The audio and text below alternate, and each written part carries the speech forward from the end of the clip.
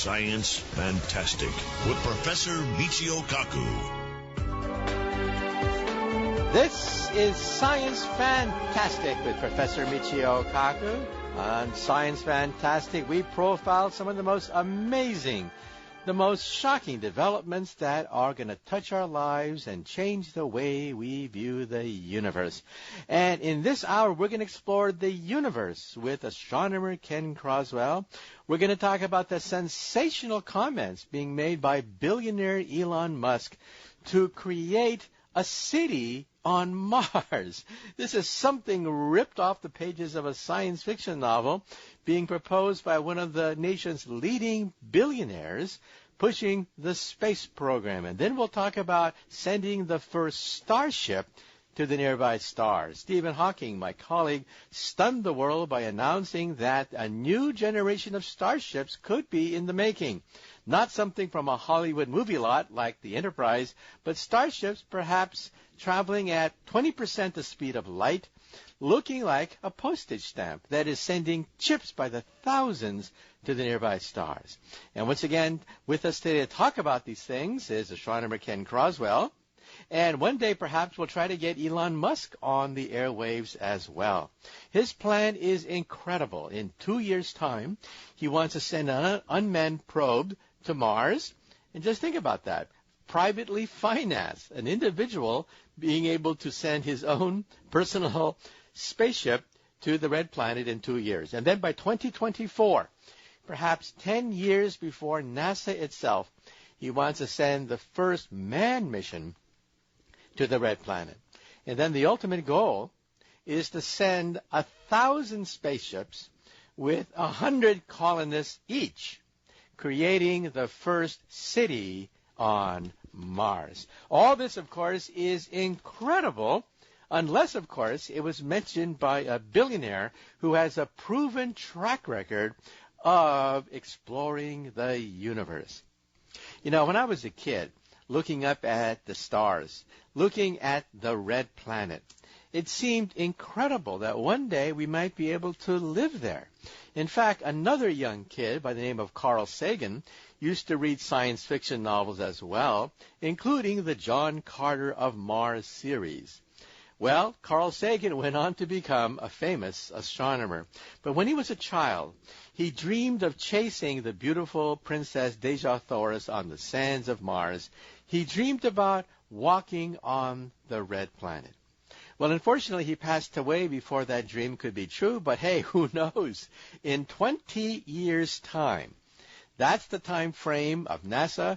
That's more or less the time frame being laid out by Elon Musk. In 20 years' time, the first manned mission to Mars may become possible. And within that time frame, perhaps within the next 50 years, we might send the first starship to Proxima Centauri. Proxima Centauri is a little more than 4 light years from the planet Earth, making it the nearest star to the Earth. And Stephen Hawking, as I mentioned, wants to send computer chips, tiny computer chips the size of a postage stamp, on laser beams that are hurtling at 20% the speed of light. So we're talking about a new form of interstellar travel. Forget about the Enterprise. It simply costs too much money and would take too long to send the Enterprise to the stars. But a postage stamp full of computers, cameras, full of sensors that could broadcast gorgeous photographs back to the planet Earth, that's something that is definitely possible. There is, of course, a bottleneck there. The bottleneck is you have to have a bank of laser beams to the tune of 800 megawatts. That is equivalent to 800 nuclear power plants. 800 gigawatts, 800 billion watts of power, equivalent to the energy output of 800 nuclear power plants. All that energy concentrated into a laser beam that then illuminates a parachute, and it pushes the parachute to 20% the speed of light. At 20% the speed of light, yes, you can reach the nearby stars in about 20 years' time. So the dream the dream of reaching the nearby stars is not so far-fetched. And so things that we once considered to be just out of the question, like building a city on Mars or sending the first rocket ship to the nearby stars, things like that are now within the realm of possibility. Now, of course, this is not going to happen anytime soon. We're talking about billions of dollars. In fact, 10 billion is the number that Elon Musk himself floated for the first manned mission to the red planet. And with us today, once again, is Ken Croswell, astronomer at Berkeley, who will talk to us about the science of what it would be like to walk on the surface of the red planet. Would it be like walking on the moon? No, totally different. But would it be like being a pioneer of some sort to walk on the surface of Mars? Well, we'll find out more after we take a short commercial break. Once again, our special guest today is astronomer Ken Croswell of Berkeley, author of The Alchemy of the Heavens, and you are listening to Science Fantastic with Michio Kaku. And in a few minutes after the commercial break, we're going to explore the red planet. Think about that, sending the first colonists to the red planet by 2024. That's the dream of billionaire Elon Musk. This is Science Fantastic.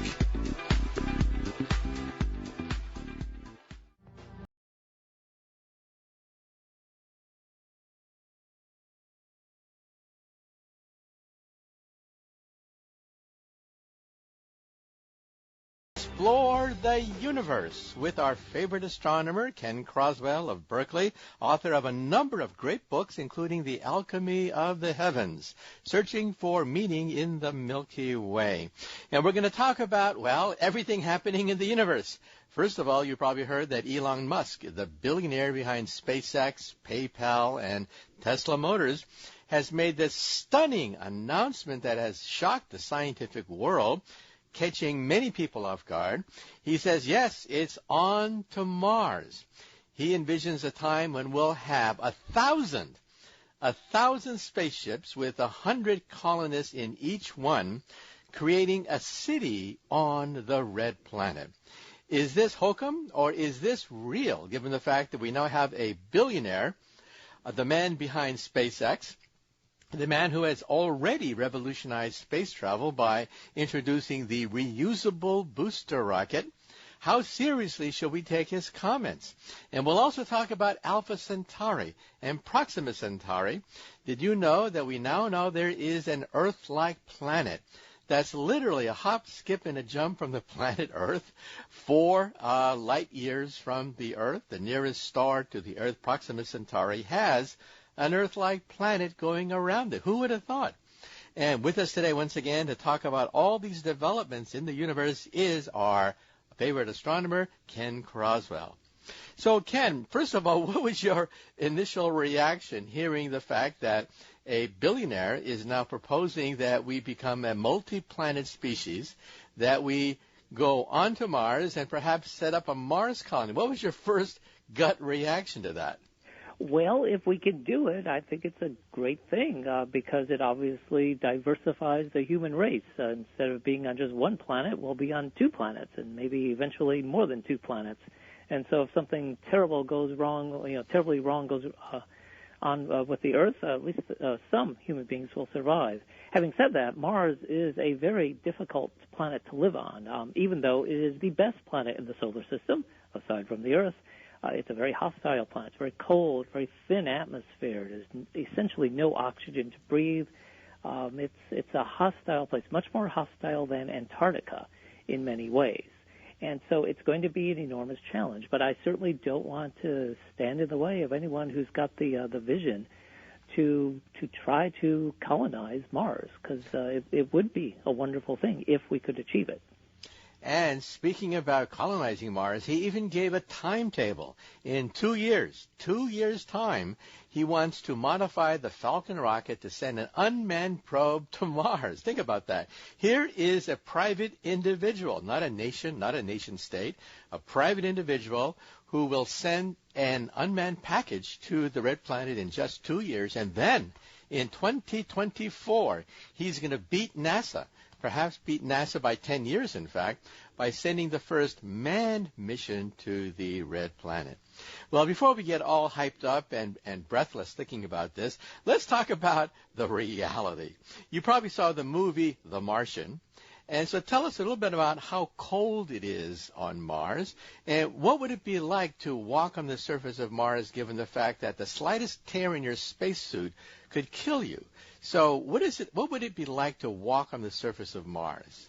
Well, Mars is basically a dry desert. It's it probably look a lot like Arizona, depending on exactly where you would set down, and it has a very thin atmosphere. So you would definitely need a spacesuit. This is not a place you could just walk around without a spacesuit. You definitely need a spacesuit. It's cold usually, although during the warmest times of the year and at the best places on Mars, it can get up to 70 or 80 degrees Fahrenheit. The problem is at night it then plunges way, way, way below zero. So it's a very hostile environment, very cold. There are global dust storms. You don't have to worry about rainstorms or snowstorms, but you do have to worry about these dust storms that occur every now and then that actually blot out the entire planet. In fact, when the very first orbiting spacecraft arrived at Mars, this was Mariner 9, which was an American mission in the early 1970s, the spacecraft had the bad luck of arriving when the planet was surrounded in dust and the spacecraft couldn't see anything. Fortunately, the spacecraft lasted long enough so that eventually the dust storm died down, and it was able to make a lot of major discoveries, including volcanoes on Mars and dried up riverbeds on Mars. So we do think that in the past, billions of years ago, Mars was a better place because we do see evidence of riverbeds in the oldest parts of Mars. But today, Mars is a very hostile place, just like the Moon, but much harder to reach than the Moon. So again, I definitely don't want to stand in the way of anybody who's got the vision and the money to attempt to explore Mars. But it will be a great challenge. But I'm sure he knows this. He knows this is a challenge, but I think that's why he's doing it. Right. And let's talk a bit about walking on the surface of Mars. First of all, gravity.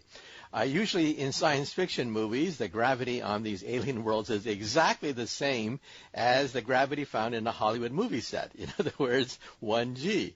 But what would the gravity be like on Mars? And then also, what about radiation and micrometeorites? Some people say that we should live underground on Mars simply because the surface of Mars could be bathed by radiation and micrometeorites. So what would it be like to walk on Mars?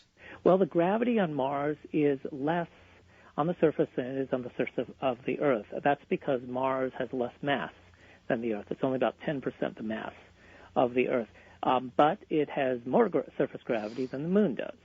On the Moon, the surface gravity is 1/6 that of the Earth. On Mars, it's 38% the surface gravity of the Earth. So you would presumably feel lighter on Mars than you do here on Earth, but I would imagine eventually you would get used to that. You might have a little bit of a problem in that, it's gravity on Earth that helps to keep our bones and muscles strong. I mean, if you were to live in a zero gravity environment, your muscles and bones would deteriorate. So there is a risk, it seems to me, that even at Martian gravity levels, you might want to engage in exercise just to keep your body fit as it is here on Earth. And as far as your other question was concerning the environment of Mars is, of course, very hostile. You would always need to wear a spacesuit. There is ultraviolet radiation from the sun because Mars has essentially no ozone layer, unlike the Earth. It's, of course, the Earth's ozone layer that protects us from the worst ultraviolet radiation from the sun. Mars has no ozone layer because it has almost no oxygen in its atmosphere. So that's going to be a problem. And as you mentioned also micrometeorites. Mars does have an atmosphere, so that should shield the surface somewhat from meteorites, but not nearly. It's not nearly as thick an atmosphere as the Earth has. So that could be another problem. So these are all going to be challenges. But again, I think anyone who's seriously considering moving to Mars will know these things in advance. Okay, and speaking about moving to Mars, many of the scientists who've looked at it say that we can reduce costs by, quote, living off the land. Think of the early pioneers. They didn't bring with them all the luggage and water and food from the old world. No, they shot rabbits, they raised crops and so on and so forth, and lived off the land. But Mars is different. Can you live off the land on Mars? For example, crops. What would it take to raise crops on Mars? Well, I'm pretty sure there are no rabbits on Mars right now, but growing crops, it seems to me, should be possible. We know that the surface of Mars, the elements in that surface are rather similar to those in the surface of the Earth. There's definitely ice on Mars beneath the surface at many of the latitudes, so you could water the crops. I don't think growing crops would be a big problem. And in fact, in some ways, the crops might be more nutritious because the surface of Mars has more magnesium and iron than does the surface of the Earth. So you never know. Someday, in the far future, we may be importing food from Mars to Earth, and it'll be advertised as especially high in iron and magnesium because it was grown on Mars. You may look for that at Whole Foods someday in the future. Okay, well, for those of you who saw the movie The Martian, some of you perhaps were grossed out by the fact that Matt Damon didn't have fertilizer to create the first generation of crops to eat. So he used his own waste products as fertilizer. A lot of people were grossed out by that scene. However, the question is, well, does Mars have any fertilizer at all? What about soil? What about the topsoil of Mars? Well, there's not much organic material there. I mean, every now and then, a meteorite falls and might give the planet some organic material, but that might be something we'll need to import. Maybe that's the one thing that Earth can supply to the rest of the universe, namely poop, to fertilize the soil of other planets. Okay, well, let's take a short commercial break, and after that, we're going to continue our discussion of going to Mars and then going to the stars. Perhaps one day we'll go to Proxima Centauri, an Earth-like planet orbiting that star. This is Science Fantastic.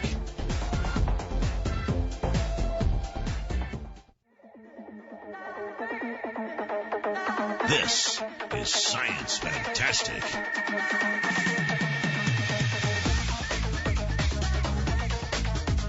Welcome back to Science Fantastic with Professor Michio Kaku. In this hour, we're going to talk about going to the red planet. You probably heard that billionaire Elon Musk laid out the most elaborate time frame by which to create not just a colony on Mars. We're way beyond that. He wants to create a city on Mars with 1 million inhabitants. Think about that.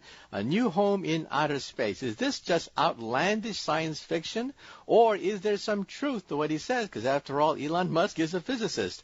With us today is astronomer Ken Croswell, author of a number of great books, including The Alchemy of the Heavens, Magnificent Mars, Magnificent Universe, and he's going to talk to us today about Mars and also the nearby stars.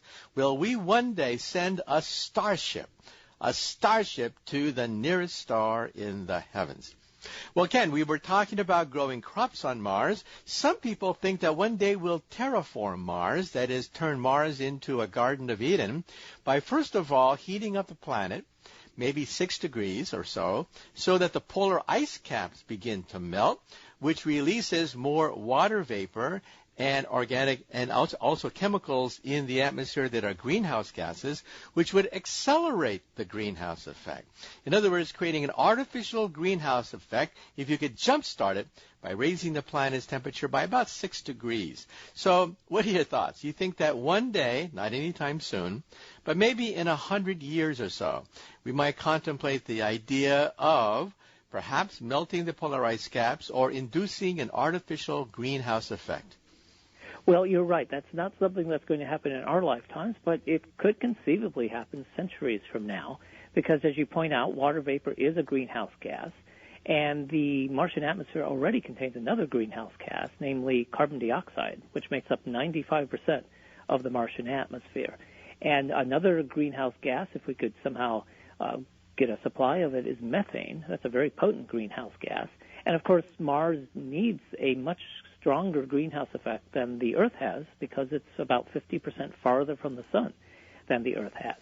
And, keep in mind, even the Earth has a substantial greenhouse effect. If it weren't for the greenhouse effect here on Earth, Earth would be 60 degrees Fahrenheit cooler than it actually is, and would be an ice-covered planet, probably quite hostile to life. So even we, at a distance of 93 million miles from the sun, we need a greenhouse effect. And unfortunately, the Martian atmosphere right now is so thin that it raises the temperature. The greenhouse effect raises the temperature only about 10 degrees Fahrenheit. So we need to substantially boost that greenhouse effect on Mars if it's ever going to be a pleasant place to live. And I don't know if that's possible. I really don't know. But it will obviously be a great challenge, and it's not, as you point out, it's not something that's going to happen in our lifetimes. Well, Elon Musk, of course, always has aces in the hole, and this time is hydrogen warheads. He wants to nuke Mars. Think about that. We have the polar ice caps, which contain plenty of dry ice and ordinary water ice, but you have to have some way to melt it so that water will one day again flow through the old ancient river channels of Mars. And he wants air bursts. He wants to detonate hydrogen bombs over the polar ice caps so that, of course, you don't want to disturb the geology of the planet. Air bursts to begin the process of melting the ice caps so that liquid water flows on the surface of Mars. Well, what are your thoughts? Everybody has an opinion upon this. What are your thoughts about nuking Mars? Is it just outlandish, or is it feasible? Well, I would look for a more peaceful way to achieve the same ends. I think, there surely are better ways to melt the ice on Mars than to nuke the planet. Who knows what the consequences would be? I mean, if the goal, of course, is to make Mars habitable, I don't see how having a bunch of radioactive material on Mars is going to help in that regard. I would look for some way to maybe deflect sunlight toward the poles of Mars. That might be one way to melt the polar caps. And I'm sure many other people could come up with other ideas as well. But no, I don't think it's a good idea to nuke Mars. Okay, and some other ideas have been proposed. One of them is to deflect a comet. Because after all, comets are mainly made out of ice, water ice. So if you could nudge a comet and have it then orbit Mars so that it slowly disintegrates, then you can inject large amounts of water vapor into Mars. And, of course, water vapor is a greenhouse gas. And you also mentioned solar satellites that could beam light energy from the sun onto the polar ice caps. So what are your thoughts? Is this feasible? Is it within the laws of physics that we might be able to deflect a comet? Or, as you mentioned, perhaps create an array of solar satellites to beam solar energy down to the polar ice caps? Well, certainly solar satellites make a lot of sense. That would definitely warm up the planet. And as far as steering a comet to disintegrate into Mars, that will be a more challenging task. But it's conceivable we could do something like that. Okay. So, Ken, let's take a short commercial break. Once again, you are listening to Science Fantastic with Professor Michio Kaku. After the break, we're going to go to the stars. That's right. Physicists are now contemplating reaching the stars. And we'll talk about that in the next segment of Science Fantastic. Once again, give us a call. The hotline number is 866-323-2129. All we ask is that you leave your name, call letters of the radio station you're listening to, and the city you're calling from, and perhaps you can get on over 100 radio stations that carry Science Fantastic. So stay tuned, because in the next segment, we leave Mars and go to the stars with Ken Croswell, author of the book, The Alchemy of the Heavens. So stay tuned. This is Science Fantastic.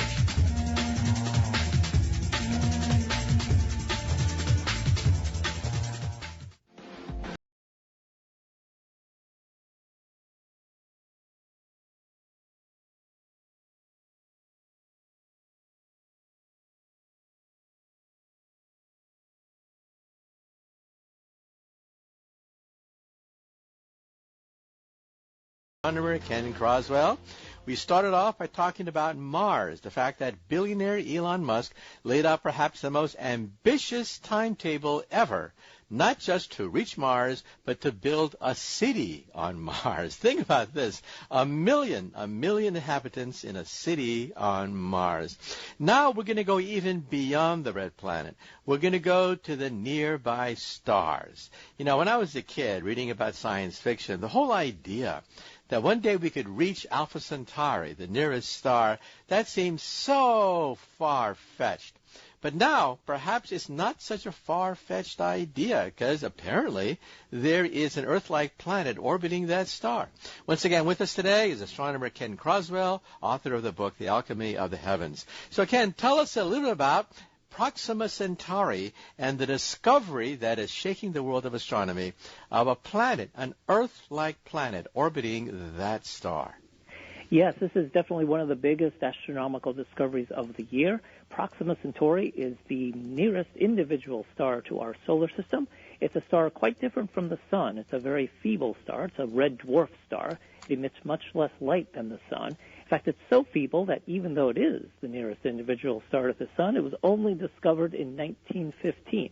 Its star is not visible to the naked eye. You need a telescope to see it. And it's actually part of a larger star system called Alpha Centauri. Now, Alpha Centauri is visible to the naked eye, and altogether the Alpha Centauri system contains 3 stars. One is yellow, very similar to the Sun. The other is orange, and it's a bit fainter than the Sun, a bit less luminous than the Sun. And then there's Proxima Centauri, so dim that you cannot see it with the naked eye, even though it's just 4.24 light years away. And the big news is that there is a planet, similar in mass to the Earth, going around this star every 11.2 days and located about 4.5 million miles from the star. Now, if you had a planet that close to the Sun, it would be a terrible place to live because it would be really, really hot. I mean, that's closer to the Sun than Mercury is. And Mercury, of course, is a very hostile planet. But because Proxima Centauri emits so little light, it turns out that this newfound planet around Proxima Centauri is actually in the habitable zone of the star. In other words, potentially, the temperature on this planet could be just right to have liquid water and some form of life if the planet has a decent atmosphere. So this is a very exciting discovery, and of course we would love to explore that planet close up by sending a spacecraft there. Okay, let's take another short commercial break. Once again, you are listening to Science Fantastic. This is Science Fantastic.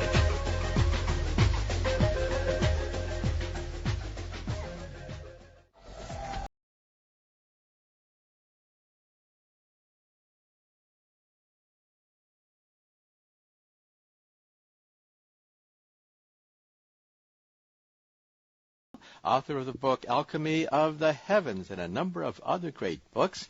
And we're talking about, well, going to the stars. We talked about the fact that there is a planet, an Earth-like planet, orbiting the nearest star in the heavens, Proxima Centauri, and Stephen Hawking. Stephen Hawking, my colleague, recently announced that he wants to send starships to the nearby stars. Now, not like the Enterprise, not like something from Star Wars. We're talking about something the size of a postage stamp, shot by laser beams in a parachute that would then reach 20% of the speed of light, the ultimate velocity in the universe, reaching Alpha Centauri in perhaps 20 years. So, Ken, what are your thoughts, first of all, about whether or not that's an outlandish scheme or whether there's some truth to the idea that we can send tiny chips to the nearby stars? I like the idea because in order to reach even the nearest star system, Alpha Centauri, we're going to have to go really fast. Otherwise, it's going to take forever. And, of course, I would love to see this Proxima Centauri planet, which is similar in mass to the Earth, close up during my lifetime. And so that means you have to go really, really fast. The problem is, to go really, really fast, you need a lot of energy with a normal-sized spaceship because the kinetic energy is 1/2 mv squared, where m is the mass and v is the velocity. So if you can decrease the mass of the spaceship dramatically to something that's just less than an ounce, say, then you don't need nearly as much energy. And so it becomes much more feasible. So I do like the idea in principle. Whether it's going to work or not, I have no idea. And frankly, I don't think anyone knows for sure if it'll work. But it's certainly, any of these suggestions that will get us to Alpha Centauri fast, I encourage. So I'm all for wanting to see Proxima Centauri's planet close up. Because think of our own solar system. How little we knew of the planets in our own solar system before spacecraft flew past them. We were talking about Mars a few minutes ago. How little we knew about Mars. I mean, some people thought it had intelligent life. Some people thought it had plants. In fact, it's got neither. Instead, it's got lots of craters, but also riverbeds and volcanoes. And we learned all that through spacecraft. And likewise, this Proxima Centauri planet is very exciting. And in order to learn more about it, to learn a lot about it, we're going to need to send a spacecraft past it. Now, leaving the stars, let's go beyond the Milky Way galaxy to other galaxies in outer space. Recently, there was a discovery of a dark galaxy, which freaked people out. It's a galaxy with very few stars in it, but has dark matter, invisible matter that makes up an entire galaxy. Could you explain how upsetting this is to people who think of galaxies as being beautiful pinwheels in outer space?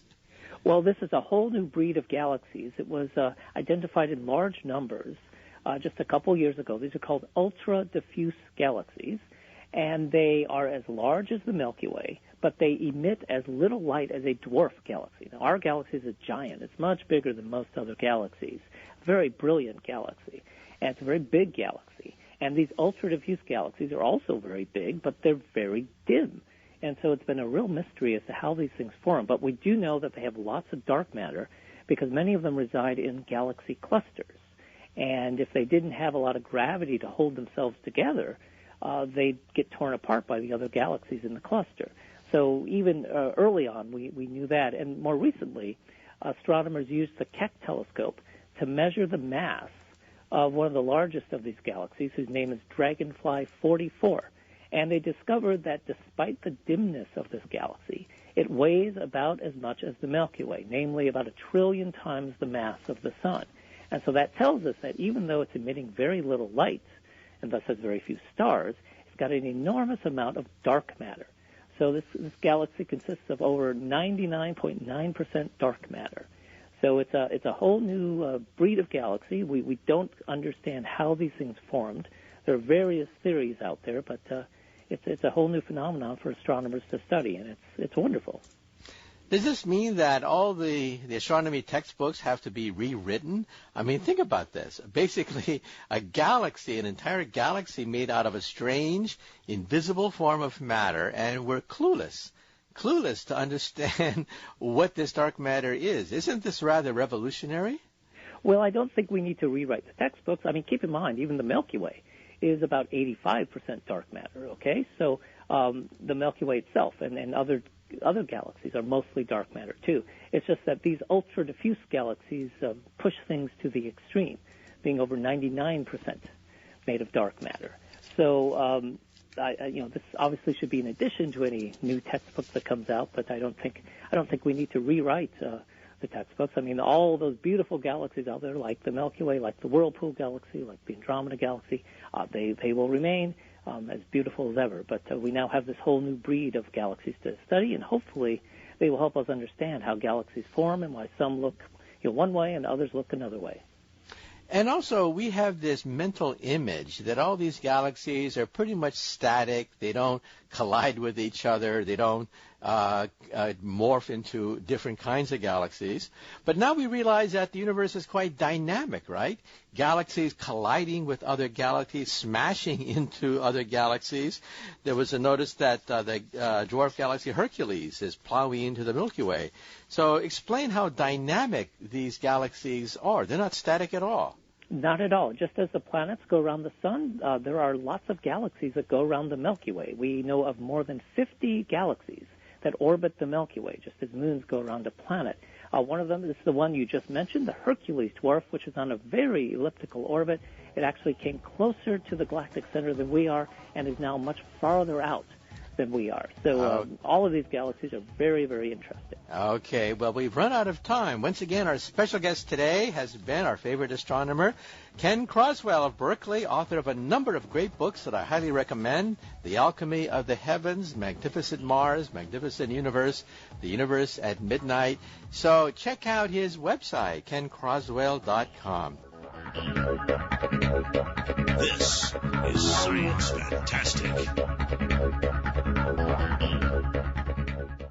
Science Fantastic with Professor Michio Kaku. Welcome back to Science Fantastic with Professor Michio Kaku. On Science Fantastic, we profile the most amazing developments in science which touch our lives and change human destiny. Well, and once again, in this hour, we're going to throw the lines open because this hour is your hour. Okay, well, let's move right along and take the first listener phone call. Hi, this is Katie Jones in Chattanooga, Tennessee. Radio 1150, and my question is, I phoned it in earlier, but I didn't leave all my information, but my question is, volcanoes, why can we not utilize them as things to drop in waste, garbage, maybe nuclear waste or chemical waste, and why would that not totally disintegrate those type of things and just utilize a volcano? Thank you. Let me know. Well, you ask a very interesting question that we physicists have actually tried to explore, but unfortunately we have pretty much given up. We've looked at the possibility of waste disposal and things like that through volcanoes, lightning, hurricanes, all sorts of natural disasters, because of course we're talking about energy on a scale that we humans cannot create. A lightning bolt can generate hundreds of millions of volts of electrical energy. But the problem with all three, with volcanoes, lightnings, and hurricanes, is that they are unstable. They're largely unpredictable. What you put in sometimes comes out again in the wrong form. So, for example, take a look at nuclear waste. If you were to put nuclear waste in a volcano, well, temporarily out of sight, out of mind, right? You think you've solved the problem. But let's say there's another eruption, and all of a sudden you have all this radioactive material being lofted in the air as fallout, raining down on the people below. Not a good idea. Or lightning bolts. Yes, it is possible. We physicists have actually sent kites up, just like Benjamin Franklin. And when a lightning bolt hits the kite, yes, electricity does go down. But again, you're talking about a very unstable form of energy. When we want energy, we want to flick the switch and be guaranteed that it's not going to blow up in our face or blow out the fuses. And hurricanes, you realize that a single hurricane has more power than 100 hydrogen bombs. Look at the size of a hurricane. Hurricanes can go hundreds of miles in extent, while a hydrogen bomb can only perhaps wipe out maybe 10 miles or maybe 30 miles. So we're talking about a very powerful force of nature in terms of lightnings, hurricanes, and volcanoes, but unfortunately they are unstable. Now, of course, if you can figure out a way to stabilize that energy, perhaps you can be recognized as the next Thomas Edison. However, at the present time, we physicists have looked into these things, but we threw up our hands and simply said, too unstable for our commercial use. Okay, well, let's move right along to the next listener phone call. Hello, Professor Kaku. This is Steve in Scottsdale, Arizona. Actually watching your radio show on channel CRN5 on Cox Cable TV. So my question is this. I understand that obviously 4% of the entire universe's mass is made up of baryonic matter. But my question is regarding dark matter versus dark energy. It was my understanding that, or at least I thought, that dark matter really comprised of all the unseen normal matter within that baryonic percentage, i.e. black holes, brown dwarfs, things that emit very low or actually no electromagnetic radiation, or at least can't be visibly photographed or seen. So the question is, does the current calculation of 4% baryonic matter comprise all of those other traditional dark matter masses like black holes and brown dwarfs, interstellar gas, dead wandering planets, all these dark bodies? Thank you so much. Well, the answer to your question is no. Next question. Now, let me try to answer that question by breaking it down. First of all, what is dark matter? Dark matter is invisible matter. If you held it in your hand, it would be literally invisible, but it would seep right through your fingers because it has no interaction with ordinary matter. In fact, if you held it in your hand, it would go right through the crust of the earth, through the center of the earth, all the way to China, reverse direction, and come all the way back up to New York City, and would oscillate between New York and China as if the earth did not exist, but gravity does exist. Now, we know that dark matter is real. It's not science fiction. The Hubble Space Telescope and other telescopes have given us maps of the distribution of dark matter in the universe. It is 10 times more plentiful than ordinary matter. And if you were to figure out what dark matter is, you would win the Nobel Prize in Physics. If you ever discover what dark matter is, tell me first.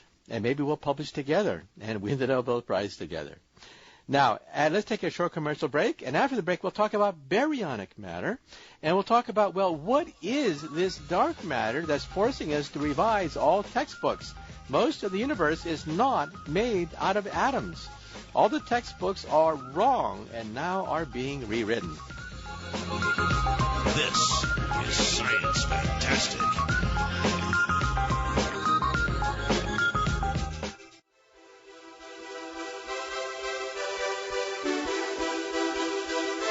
Welcome back to Science Fantastic with Professor Michio Kaku. Once again, the lines are open. It's open mic in this hour. This is the time when you can share your thoughts on national radio by giving us a call. The hotline number to call is 866-323-2129.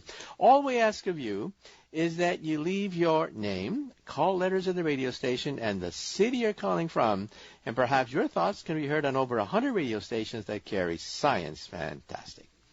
Well, before the commercial break, we had a call coming in asking about dark matter and whether or not baryonic matter is within dark matter. And the short answer to that is no, but let me explain. Once again, dark matter is 10 times more plentiful than ordinary matter, but we are clueless to understand what it is really made of. At first, we thought it was dead stars, dark, invisible, things you cannot see. That's called baryonic matter. A proton is a baryon, a neutron is a baryon, atoms are baryons. So baryonic matter is a clever way of saying ordinary atoms. So we know that ordinary atoms do not make up most of dark matter. So then dark matter must be something that is not atomic. So all the high school textbooks are wrong. All the textbooks say that the world is mainly made out of atoms. Wrong. So what is the universe made of? Rather embarrassing, we don't really know for sure. Dark matter, we think, the leading candidate is that it's a higher vibration of the string. Now, realize that these strings are very tiny. It's what I do for a living, in fact, working on string theory. Each vibration corresponds to a particle. And so it turns out that these vibrating strings make up all the atoms that we see around us, but it has higher octaves, octaves that don't look like atoms at all. And so we think that dark matter is nothing but a higher octave, a higher resonance of tiny little vibrating strings. And so once again, we think that baryonic matter, that is ordinary atomic matter like you and me, we are both made out of baryonic matter, that we make up only 10%. Actually, 4% is what the caller said, depending upon how you categorize matter in the universe. But it turns out that baryonic matter only makes up a fraction of the entire universe, that dark matter makes up 10 times more, but it's invisible, and we think that it corresponds to another higher vibration of the superstring. Now, once again, if you want to know more about dark matter, string theory, and what I do for a living, which is string theory, get a copy of my earlier books, Hyperspace and Parallel Worlds, which have a complete description of strings, dark matter, and it answers the question, what is the universe made of anyway, if the universe is not made out of atoms? Okay, let's move right along to the next listener phone call. Well, the name is Theodore, and I want to know what the difference is between a uranium reactor and a thorium. I've heard the thorium, when I heard Edwin Teller, I think, talk, he said they're safer. Why aren't we building them? That's my question. Well, you ask a rather embarrassing question. First of all, Edward Teller was the father of the hydrogen bomb, and he was actually my advisor when I was in high school. When I was in high school, I built an atom smasher, and it caught his attention. I was actually playing with antimatter when I was in high school, and Edward Teller knew exactly what I was doing when I went to the National Science Fair in Albuquerque, New Mexico, and he offered me a 4-year scholarship to Harvard, where I could then begin my career as a professional physicist. So I owe it all to Edward Teller. Now, you're right. If we had a chance to do it all over again, if we were back in the year 1945 or around 1950, that's when the so-called Atoms for Peace program got off the ground under President Eisenhower, and they had a choice. They had different ways of creating nuclear energy and nuclear power plants. One was thorium, and another one was uranium, cooling them with sodium, cooling them with liquid water. A variety of different kinds of reactors and fuel cycles were proposed. But then what happened was the Nautilus. Remember the Nautilus, the first atomic submarine? The Nautilus went underneath the North Pole and generated incredible headlines around the world. I mean, think about that. For the first time in human history, a submarine could go sailing right underneath the North Pole and visit the North Pole just as if there was just no inconvenience at all. Well, it fired up the imagination. Everyone said that, well, that's the future. And what was the Nautilus driven by? It was driven by uranium cooled by water. So these are called light water uranium reactors. And so we scaled up the Nautilus reactor to commercial size reactors, and that began what is now known as commercial nuclear power plants. That meant that we were wedded to a nuclear fuel cycle. The mining, milling, enrichment, waste disposal of uranium became the foundation not just of the weapons program, but also the commercial nuclear power plant program as well. Now, even back in the 50s, people were saying, well, not so fast, not so fast. Maybe we can cool the reactors with sodium. Maybe we can use a different fuel cycle based on thorium. Thorium reactors wouldn't melt so quickly. It's a whole different fuel cycle. But hey, that was 1950. In other words, it's really too late. The U.S. government and governments around the world have spent hundreds of billions of dollars perfecting the nuclear fuel cycle based on uranium, even though competing nuclear fuel cycles and competing methods could probably give uranium a run for its money.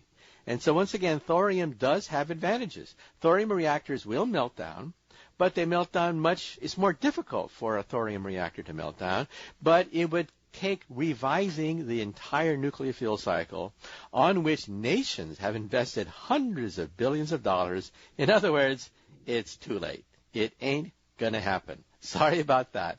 Decisions made back in the 1950s with the Nautilus are with us even today. Okay, well, let's move right along to the next listener phone call. Dr. Kaku, thank you for your show. This is Brian calling from Dallas, Texas, listening over iTunes. I'm wondering if we know that space itself is expanding rather than all matter in the universe expanding or kind of dispersing through a pre-existing space. Thank you very much. Yes, you ask a very interesting question. Some people, when they first hear that the universe is expanding, they say to themselves, now, wait a minute. Maybe it's the atoms there that are expanding, and maybe space is not expanding at all. Or some people say, well, maybe space and matter are both expanding at the same time. So which is it?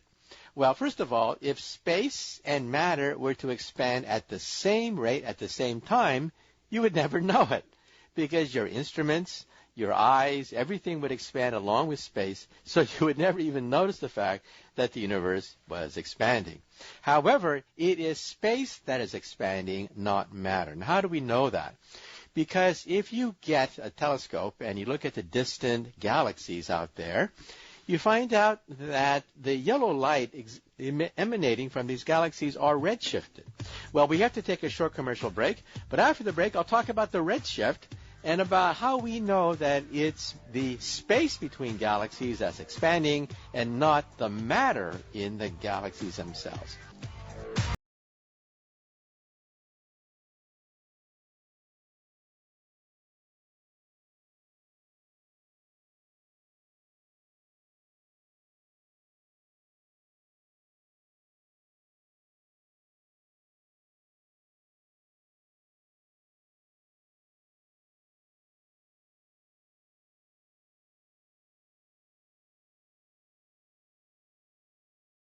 The lines are open. Okay, moving right along, let's take the next listener phone call. Yes, I have a question regarding radio astronomy. If you're detecting a cloud of, say, carbon monoxide, 2 to 1, a pretty simple cloud, it's, say, radiating at 80 Kelvin, how is it that we're able to discern discrete frequencies from these molecules, the rotational or vibrational states?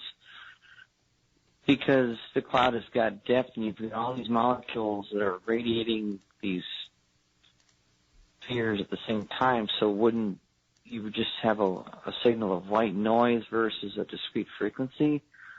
The concept is a little, I guess, eludes me, and I'm not it's always eluded me, and I was just curious if you might know the answer, have an idea. Okay, thanks. Bye-bye. Okay, well, you ask a very interesting question that actually goes to the heart of radio telescope technology and the quantum theory and nuclear magnetic resonance machines. It turns out that, yes, when you take a look at a molecule, like let's say, for example, H2O, H2O has two hydrogen atoms combined with one oxygen atom, and there are many ways to vibrate it. So think of H2O made out of Tinker Toys and combined with a spring, and then you can move the spring in different ways. You can rotate the molecule, or you can stretch it and vibrate it. Now, this is where the quantum theory comes in. It turns out that not all vibrating frequencies are possible. They are quantized. In fact, that's where the word quantum comes from. They occur in discrete packets. These are called resonances. And so, in other words, you're not going to get white noise, that is, a bunch of gibberish. White noise on a microphone sounds like this. Shh. Random white noise. You cannot distinguish individual frequencies. But you see, the vibration of the molecule is quantized. Certain resonances are not allowed. Other resonances are possible. Think of, for example, a snake that bites its tail. If the snake were to vibrate as it goes in a circle, then only certain vibrations are possible as multiples of the length of the snake. You can have vibrations that are perhaps half the length of the snake, or perhaps a third, but we're talking about integer numbers of modes that the snake can vibrate along. Not all vibrations are allowed. That's how we're able to distinguish molecules from the cloud of gibberish that we get from outer space. So let's say we're looking at a star. We're looking at a distant star. So how do you know what the star is made of? Well, you look for resonances. Atomic resonances, molecular resonances that vibrate at distinct frequencies, a fingerprint of a certain molecule. For example, when you turn on your microwave oven, have you ever noticed that things bake from the inside out rather than the outside in? When you bake a potato, you're used to having that golden crisp on the outside because convection currents heat the outside first, and then the energy slowly goes to the inside. But in a microwave oven, it defies common sense because it heats from the inside out. And how's that? Because microwave radiation will penetrate right through the potato, and it energizes the molecular frequencies of the water vibrations. That's right, it's the water molecule that vibrates at a specific frequency that you hit with your microwave oven. So it's not white noise at all. It's a very discrete frequency that allows you to excite the water molecule, and that's how your microwave oven works. This is Science Fantastic.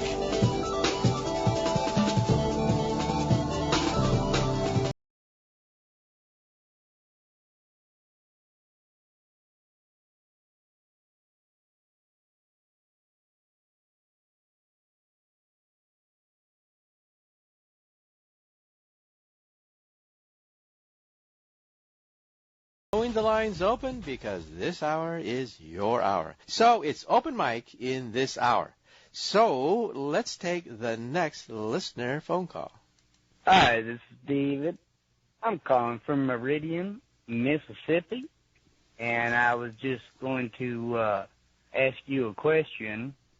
And, well, the question is, if you were to fly around the globe and then land where you took off from, how far circumference would that be? Well, the Earth is roughly 8,000 miles in diameter. And in high school, we realized that the circumference of a circle, you have to multiply by pi, 3.1419 ... So that means that the circumference of the Earth is 24,000 miles.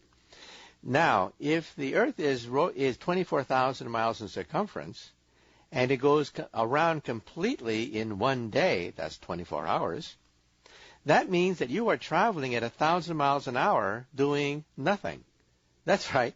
Just sitting on your rear end, you are moving at 1,000 miles per hour because it's 24,000 miles, being the circumference of the Earth, and it takes 24 hours to go 24,000 miles, and therefore you, believe it or not, are traveling at 1,000 miles an hour doing nothing. Absolutely nothing. Okay, well, let's take the next listener phone call. Hello, Professor. My name's Mark Jobwick. I'm phoning from Southampton in the UK. I'm listening via the web. My question is, why don't robots seem to follow Moore's law and advance as fast as computers do? It just seems a little strange to me. Thanks for your time. Well, you ask a very, very important question because, first of all, Moore's law simply states that computer power doubles every 18 months. That simple statement has energized the world economy, created social media, changed the way nations behave, and changed the way we communicate with other people. That simple statement that computer power doubles every 18 months. But artificial intelligence, that is robots, do not obey Moore's law. And therefore, we are in a situation where we expect robots to be helpers with robot maids and butlers, but we don't have them. And after the break, I'll answer the question, why don't we have robots? After all, we have everything else. Why not artificial intelligence? And maybe that's a good thing, because if we did have smart robots, perhaps they would push us out of the way, and the robots may take over. So stay tuned. This is Science Fantastic.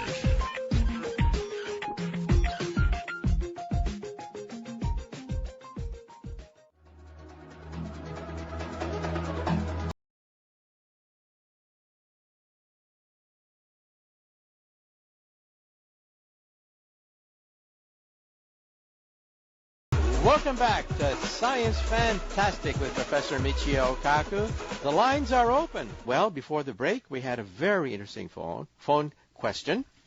And that is that we're so used to Moore's law that computer power doubles every 18 months, we simply take it as our birthright that every Christmas toys are twice as powerful as they were in the previous Christmas. So, he asks, how come we don't have mechanical maids and butlers? Or for that matter, how come we don't have robots like in the Terminator? Robots that kill humans and take over the world. And so they'll put us in zoos, throw peanuts at us behind bars, and make us dance, just like we make bears dance behind bars today. What's the problem? Well, the problem is, first of all, why do we have Moore's Law? We have Moore's Law for the simple reason that we can etch tinier and tinier transistors on wafers of silicon using ultraviolet radiation. So we're very good at manipulating ultraviolet radiation. We're very good at manipulating silicon wafers. So bingo, that's the easy part. But you see, thinking does not obey Moore's Law at all. We've been spoiled into thinking that everything obeys Moore's Law. Nope. It's only the etching of transistors with ultraviolet radiation on silicon chips. That's it. Period. That's all that obeys Moore's Law, and that alone has changed world history. So we assume that everything else must obey Moore's Law. But no, cognition, thinking, reasoning, self-awareness, consciousness, all these things are extremely difficult. Now, adding machines, of course, do obey Moore's Law. That's why we have very powerful adding machines giving us the illusion that robots are thinking. Actually, they're not thinking at all. They're just very, very fast adding machines, but they don't have self-awareness. They don't have creativity. They don't have innovation because, of course, they require much more complicated algorithms than simply those found in adding machines. Now, why should you care? This is because the job market is going to be determined by this kind of technology. So why should you care? Because the future of society depends on that question. So in other words, the jobs of the future that are going to be obliterated, wiped out, literally wiped out, are repetitive jobs.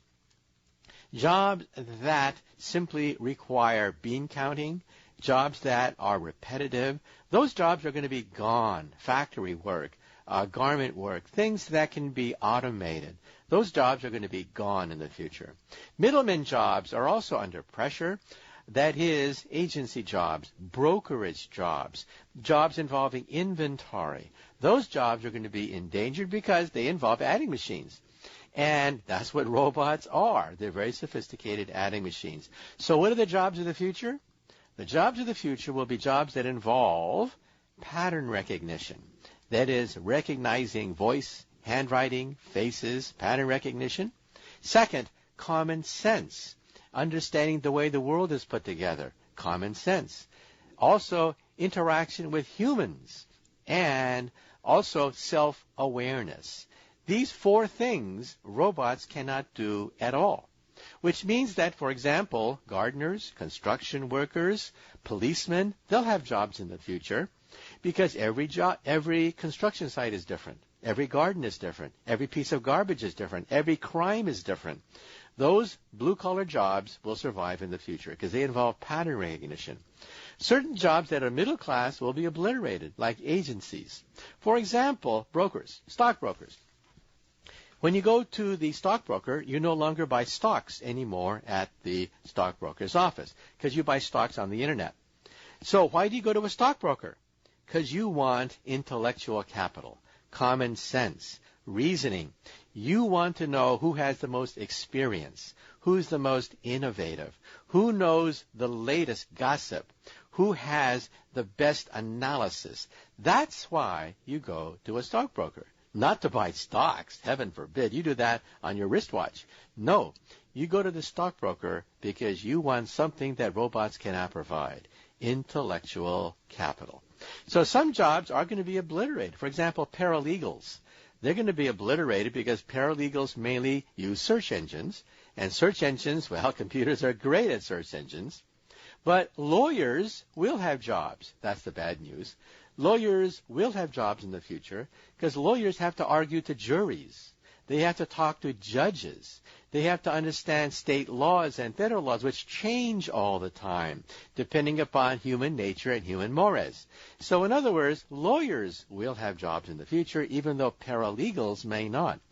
And if you want to know more about this, get a copy of my book, Physics of the Future, where I list the jobs that will flourish in the future and also tell you about the jobs that are going to be wiped.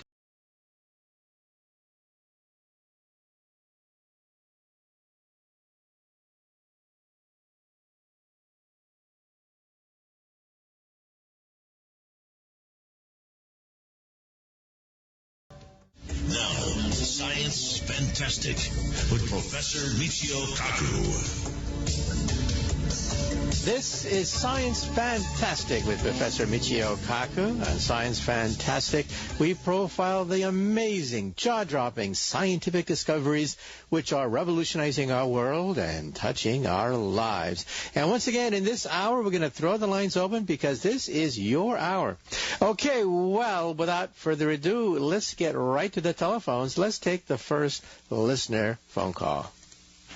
I received your show at WDNG 1600. I want feedback on the theory saying that the moon is only the reflection of the Earth cast into the air. We have no gravity because these are just rays. The sun fuels off all the combustibles that are fed by the bodies on Earth. I need your feedback. Well, I think from what you're saying, you have the idea that perhaps the moon is an illusion, that perhaps it's an illusion caused by the reflection of the Earth into outer space. I think that's what you're getting at. But let me say, first of all, that we have Newton's laws of motion, by which we can calculate precisely the forces between Mars, Jupiter, Saturn, and things like this. And that's how we send space probes. We can send a space probe right through the rings of Saturn. That's how accurate Isaac Newton's laws of motion are. And Isaac Newton's laws of motion says that the moon is real, that it does in fact revolve around the Earth, and the Earth in turn revolves around the sun. And that basic picture allows you to predict the motion of the Earth and the planets thousands, even millions of years into the future. In fact, Isaac Newton's laws of motion are some of the most precise laws that held sway for 300 years before Einstein came along and told us we have to make corrections as we go toward the speed of light. So, in other words, the basic picture that you learn in high school is actually correct. The moon, the Earth, they all have a gravitational pull. And from that, you can actually calculate the mass of these objects. Or let me give you some examples. Some people say, well, how do we know how much the sun weighs or how much the Earth weighs? Well, Isaac Newton's laws of motion is a mathematical equation. In it contains the mass of the sun, the mass of the Earth, and the mass of the planets. So we can actually calculate the mass of the sun, believe it or not. Even though, of course, on the Earth, we can only weigh things measured in tons. Using Isaac Newton's laws of gravity, you can then calculate the mass of the sun itself. So that's incredible. That's how accurate these laws are. And it does allow us, in turn, to create a space program, to create the Internet system that can circle the entire planet, to create the GPS system. All of that complements of Isaac Newton's laws of gravity. Okay, well, moving right along, let's take the next listener phone call. Hello, Doctor. My name is Darren. I'm from Hamilton, Montana. I listen to you on, I believe, KGVO radio in Hamilton. My question is, after listening to a question of the actual tilt of the axis of the Earth, I would like you to explain the catastrophic effect if that axis actually did change, as this lady possibly was referring to. Thank you very much for your time. I love your show. Well, thank you. And yes, we had a previous caller on another day who was hinting about the catastrophic effects of what happens if the tilt of the Earth were to change. So let me first explain. First of all, we have not one but two kinds of north poles and south poles. We have the magnetic north and also the geologic north. Now, the magnetic north does shift. We know that for sure because we can simply look at, for example, lava flows that solidified millions of years ago. By looking, for example, at lava flows in Hawaii, as a simple example, and then simply calculating the direction of the North Pole that was frozen as the lava began to cool and eventually freeze, we begin to realize that, yes, the magnetic north has shifted dramatically over the centuries and millennia. And then the question is, what about the geologic North Pole and the geologic axis of the Earth? If that were to change, we'd be in big trouble. I mean, really big trouble. First of all, the North Pole points in the direction of Polaris. Polaris is, as any Boy Scout or Girl Scout knows, the North Star. And we know that the axis of the Earth is very stable, except for some slight perturbations. Now, these slight wobblings of the axis of the Earth can be precisely measured. And if you correlate them with other cycles of the Earth, for example, ice ages, you find a good correlation. And so it is widely believed, though we can't prove it for sure, but it's widely believed by most physicists and geologists that the reason why we had an ice age, in fact, a series of ice ages, is because of the accumulation of the tiny wobblings of the Earth. So the axis of the Earth does tilt 23 degrees with respect to the plane of the solar system, but there are tiny perturbations which in turn can be associated with ice ages. And so we do know these things happen. Now, if an ice age were to take place just on the basis of infinitesimal wanderings of the axis of the Earth, you can imagine what would happen if the Earth really tilted. In fact, I just did an interview with the History Channel, a program called The End, that is the end of the Earth, which will be broadcast perhaps in fall. And there we asked that question, what happens if a black hole were to come by and the Earth's axis were to tilt? What would happen? It would be catastrophic. First of all, the crust of the Earth would begin to break apart. We know the crustal lines where the different fault lines merge, and they would be the first to begin to break apart as the crust of the Earth began to break apart.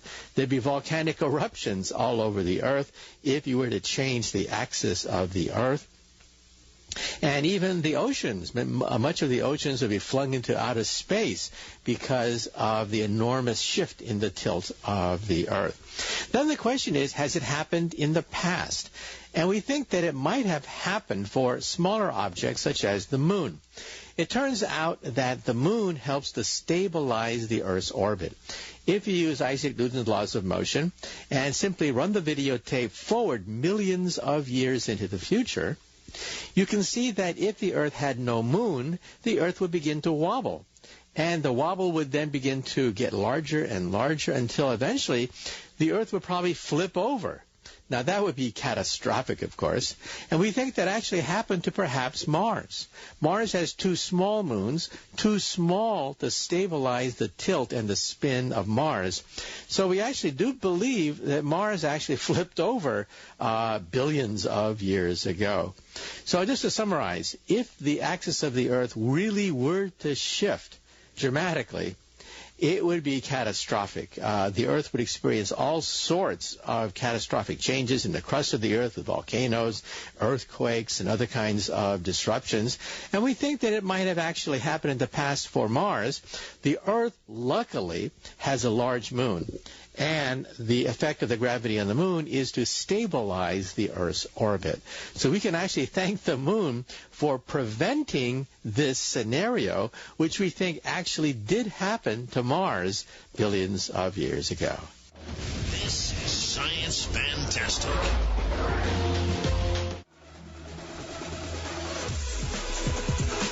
The the most up-to-date announcements and analysis from today's technological leaders every week on Science Fantastic. Welcome back to Science Fantastic with Professor Michio Kaku. Once again, this is your hour. This is the time when you can get to the phones and give us a call.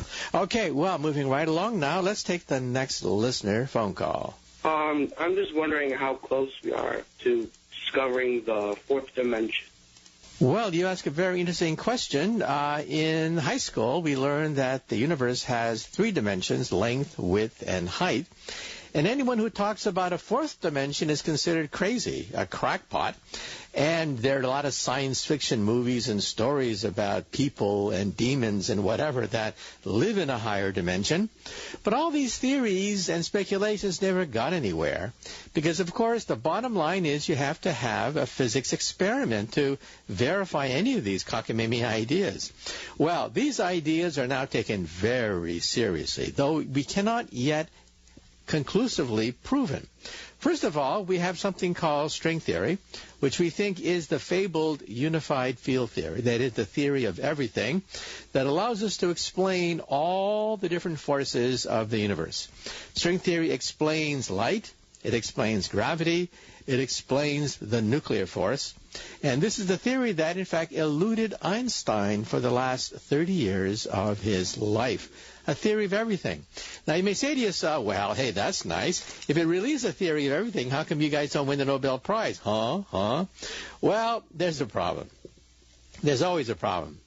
And that is that string theory, even though it's fantastic, seems to be the theory of everything that can explain light and gravity.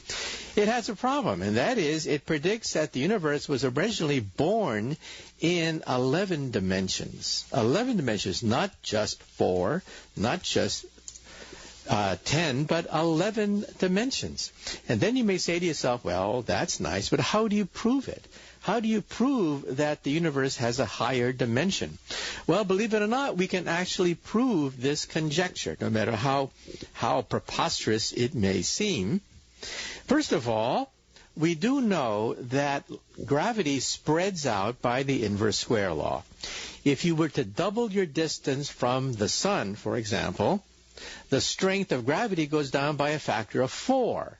That's the inverse square law. Why is it the inverse square? Because that's the surface area of a sphere.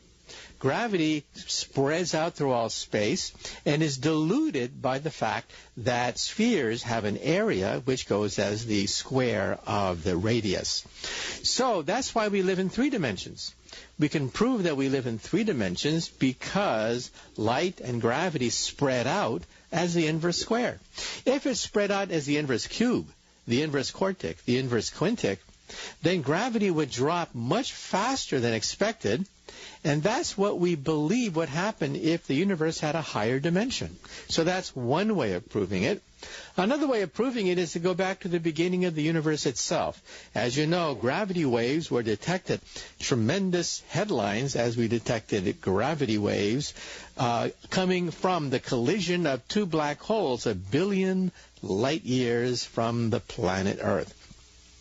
However, the question is, even though we have evidence of gravity waves, what is the largest source of gravity waves? Well, the largest source of gravity waves, we think, is the Big Bang itself. Not just the collision of 2 black holes in outer space, but the Big Bang itself, the creation of the universe. Well, given the fact that the creation of the universe also emitted so much gravitational radiation, it should be detected by gravity wave detectors. The next generation of gravity wave detectors will be in outer space. That's right, outer space. We want to have gravity wave detectors that are so powerful they can pick up radiation from the instant of creation itself using satellites in deep space. In fact, the European Union and the United States government, NASA, both of them are planning to shoot gigantic space-based gravity wave detectors into outer space. And once we loft them into outer space, perhaps we'll have baby pictures of the instant of creation, And once we have baby pictures of the instant of creation, we'll be able to see where the universe itself came from. And string theory predicts that the universe itself came from 11-dimensional hyperspace.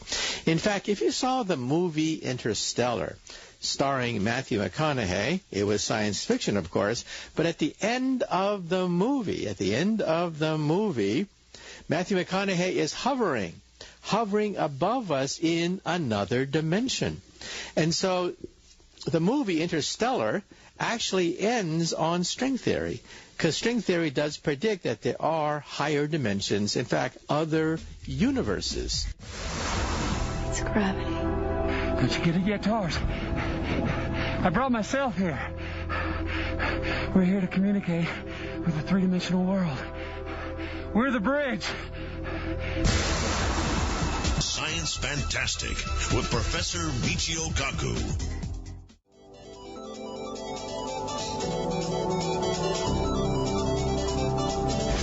This is Science Fantastic. Welcome back to Science Fantastic with Professor Michio Kaku. Once again, this hour is your hour. This is the time when you can talk back to the radio. Okay, well, moving right along now, let's take the next listener phone call. Wow, first of all, it's amazing to hear your voice, Dr. Kaku. I have pretty much all of your books. I was really just calling because I was curious about the show in general, what time it's at and how to listen to it and whatnot. But I don't know, here's a question for you that I haven't found the answer to, and I don't think anybody on the planet can answer, but I'm pretty sure you could if anybody. What is energy? At its rawest form, what is energy? I know it ties in with superstring theory and everything, but I'm really interested in this, and yeah, I don't know. You're the one person that I'd really like to get a response from. But yeah, I don't know if that's it. Again, it was pretty amazing to hear your voice. I have probably a book full of questions that I could ask a person like you. Like I said, I've read all your books and everything, and I'd like to make my own breakthrough someday. And yep, thanks again. Well, thank you for the kind comments. And you want to know what energy is? Well, of course, if we did know what energy is, it would unlock some of the greatest secrets of the universe. However, in its simplest form, we define energy as simply the ability to do work. That is, the ability to move things. So energy is the quantity that allows us to move objects, okay? That's how we define energy. Mathematically speaking, is the force times the distance over which the force acts. That's the definition of energy. But the astonishing thing is that energy occurs in more than one form. In fact, it occurs in a variety of forms. First of all, we have the energy of motion, which gives us heat. Sometimes people ask, what is heat energy anyway? Heat energy is the energy of atoms in motion. That's all heat is. And then the other question is, well, what about light energy? That seems mysterious. What about gravitational energy? And how many different forms of energy are there? Well, there's light energy, there's gravitational energy, and there's nuclear energy. In fact, two types of nuclear energy, the weak force and the strong force. And as far as we can tell, that's it. There are just four fundamental forces. So what's all the problem? What's all the fuss about? The fuss is that these four forces, the force of light, gravity, and the two nuclear forces, don't like each other. They are expressed by different equations, by different physical principles. They don't seem to have anything related to each other. That is, what does light have to do with gravity having to do with the nuclear force? That's one of the greatest problems facing physics today. Well, of course, we've made progress on this question. In terms of the light, we now know that that light force can combine with some of the weak nuclear force, giving us the electroweak interaction. So the nuclear force begins to combine with the energy of light, but gravity seems to be the difficult one. In other words, a unified field theory that eluded Einstein for the last 30 years of life would unite all four all four of these forces into a single theory. Now, the leading theory for all of this is string theory. String theory unifies all of them by saying that they're nothing but different forms of music. That is, if I have A, B, C, D, they're not anything fundamental. There's nothing fundamental about C sharp or B flat. They're just musical notes on a single object, the string. So the string unifies many, many different kinds of subatomic particles, of which we have cataloged hundreds, thousands of these subatomic particles. And so now we believe that string theory can also summarize the basic forces as well. And so now we have a very simple way of explaining not just force, but matter as well. That is the theory of everything. Then you ask the question, well, where does string theory come from? Well, at that point, I'm going to have to say we don't know. We just know that the theory seems to be the theory of everything. But where did it come from? Why strings? That's what I'm working on now, trying to figure out the origin of string theory.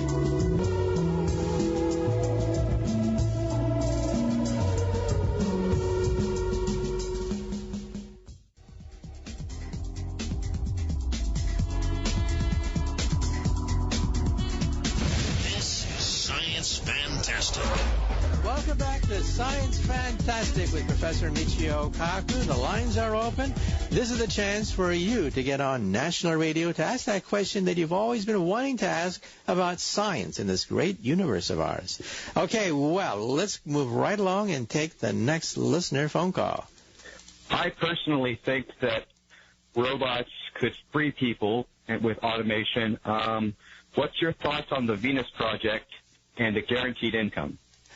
Okay, well, I think you actually asked three questions. One about automatons, that is robots, and then the Venus Project, and then a guaranteed income. So let's try to break them down one by one. First of all, we've been brainwashed by Hollywood to thinking that robots are around the corner. Robots are quite primitive. They can barely recognize objects in a room. They're basically adding machines, and we forget that. So don't think that a robot is going to take your job anytime soon. But every year, we do make them smarter and smarter. Will they replace us? Maybe, but not for many a decade, perhaps late in the 21st century. Perhaps we may have robots perhaps as smart as a dog or a cat, maybe as smart as a monkey. And of course, at that point, we should put a chip in their brain to shut them off if they have murderous thoughts. And so robots do give us the possibility of saving on labor, repetitive labor. These are jobs that are dirty, dangerous, and dull, the 3 Ds. That's where robotics, I think, could have a very big impact on our economy. Jobs that are dirty, dangerous, or dull are jobs that machines can do very well. So why not let them do that? But this means that the job market will change. I mean, after all, we don't have blacksmiths anymore. We don't have wagon makers anymore, but no one cries about it either.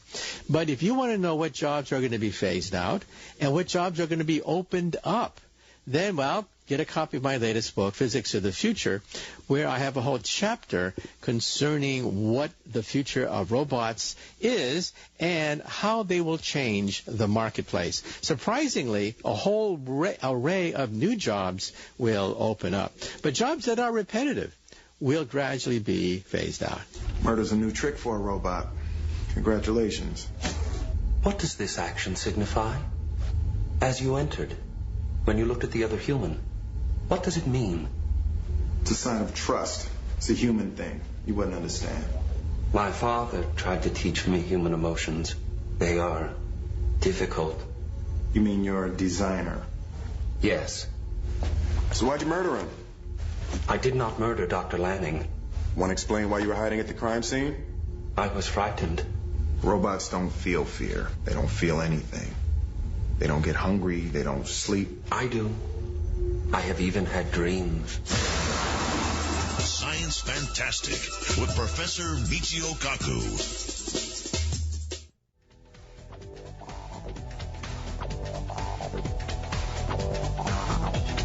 This is Science Fantastic. Welcome back to Science Fantastic with Professor Michio Kaku. The lines are open, and it's open mic in this hour. Well, before the break, we had a call, and he was talking not just about the future of robots, which I think is very bright. However, I don't think they're going to replace all human labor anytime soon. But he also asked a question about the Venus Project and about a guaranteed income. Well, those are pretty heavy topics, but these are basically utopian topics. The Venus Project and other projects are pushed by so-called free-thinking gurus who want to eliminate all capitalist, socialist, communist instincts and create a paradise on the earth. Well, it's been tried. In fact, the United States of America, our own backyard, was in part colonized by people from Europe who tried to create utopia. Unfortunately, it didn't quite work. All the early settlements eventually fell apart because of one basic thing: scarcity. As long as you have scarcity, you're going to have, well, people fight over these scarcities. And no matter how good the intentions are to create a utopian society, sooner or later, these scarcities catch up to you and bickering starts and people begin to fight over limited resources. But then the question is, if you fast forward it, we're not talking about America of the 1800s with the Shakers and the Quakers and other utopians. We're not talking about robots that perhaps can give us a guaranteed income. Well, at that point, all bets are off. If you look at Star Trek, for example, they have something called the replicator. You ask for it, and it comes to you. And then the question is this like a guaranteed income? Because if you want something, you simply ask for it, and the replicator creates it. So in other words, the replicator is quite a subversive instrument because it forces us to challenge all our conceptions of capitalism, socialism, and communism if you can get whatever you want by simply asking it. Well, we physicists have tried to look into this. This is called the molecular assembler. It takes raw materials, cuts up the raw materials, and molecule for molecule creates a new form of value. So starting with nothing, all of a sudden we can have anything you want. Well, Mother Nature actually has created a molecular assembler of sorts that can cut DNA, cut proteins, and reshape them. And it's called the ribosome. A ribosome is quite miraculous. It can take hamburgers, French fries, and in 9 months, just 9 months, create a baby. Absolutely amazing. In 9 months, Mother Nature can assemble molecule for molecule the pieces you get by shattering and digesting hamburgers and French fries and creating a baby. A human baby in just 9 months. Now, then the question is, can we humans do that? And the answer is obviously no. But is it even possible? Well, there's a debate about that. You see, at the molecular level, all sorts of new quantum effects start to come in, which kind of mess up all the well-laid plans of trying to weld and splice atoms together. It is really hard to do this. It took Mother Nature billions of years to get the machinery of reproduction off the ground, and we're far away from doing that. So to answer your question, I personally don't think that the Venus Project or other utopian projects will ever succeed because we have scarcity and people will fight over scarce goods. In the future, all bets are off, but then again, in Star Trek, they live in the 23rd and 24th century. So maybe by the 23rd century, we'll have replicators, guaranteed income, and perhaps at that point, all bets are off. I should also point out that one of my favorite episodes of Star Trek, the crew of the Enterprise finds a space capsule with the bodies of people who died in the 20th century, hoping to be revived by future people so that they can cure cancer, in fact, even cure death as we know it. So the crew of the Enterprise takes in these people, they're frozen, thaws them out, and 20th century people are now living in the 23rd and 24th centuries. One of them is a banker, and he asks the crew of the Enterprise, what century is this? And when they tell him that he's now been shot hundreds of years into the future, he says to himself, my investments, my stocks, my bonds, my assets, my money. I must be rich beyond imagination. So he tells the crew to put him in contact with his stockbroker, put him in contact with his banker, because he wants to find out how much money he has. Well, the crew of the Enterprise stare at him and say, money? What is that? We don't have money. We just learn about money in history books. We have replicators. We simply ask for things, and they're given to you. Well, as you can see, this is a very subversive concept. Okay, well, moving right along, let's take the next listener phone call. Hey, I've been watching you for years now. I love you. Good job.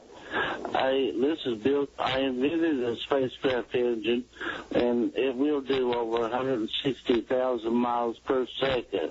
It doesn't use fuel.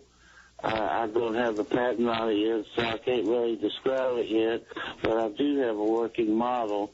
I don't think anybody believes me, but I think that it will do over the speed of light, too. You know, Einstein's theory. All right. Thank you. Well, thanks for the generous comments. However, I would have to say that nobody has been able to go faster than the speed of light. But, hey, if you have something, patent it first before you do anything else so that no one else can steal your idea. But personally, I think, well, you may have to go back to the drawing board. So far, Einstein has been proven right every time, and he says you cannot go faster than the speed of light. Okay, sorry about that, but once again, this is Science Fantastic with Professor Michio Kaku. Tune in every week as we discuss the cutting edge of science. Good day.